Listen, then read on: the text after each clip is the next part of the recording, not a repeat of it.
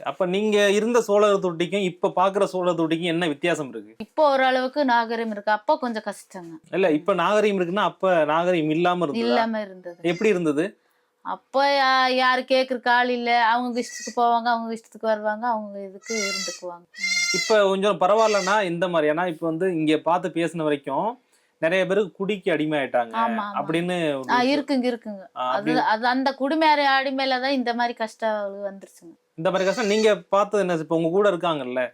இப்ப குடினால ஒரு கஷ்டம் இருக்குன்னா, என்ன மாதிரியான கஷ்டம் இருந்தது? குடிச்சான்னா வந்து குடிச்சுக்குவாங்க. வீட்ல செலவுக்கு குடுக்குறதில்ல. சாப்பாடு குடுக்குறதில்ல. வந்து வீட்ல பிரச்சனை பண்றாங்க. அத செஞ்சு சாப்பிட முடியல. அது ஒரு கஷ்டங்கள் இருக்கு. இங்க பெண்களுக்கு என்ன மாரியான கஷ்டம் இருக்கு? பெண்களுக்கு வந்துங்க அதே கஷ்டம் தாங்க பெண்களுக்குமே. ம். எப்படின்னா, நாம போயிட்டு வந்ததா சாப்பாடுங்க. அவங்க ஆம்பளைங்க சம்பாரிக்கிற காசு இல்லைங்க. அங்கே குடிச்சிட்டு வந்து அந்த இதுல வந்து வீட்ல கூட செலவு வாங்க கூட அடிப்பாங்க.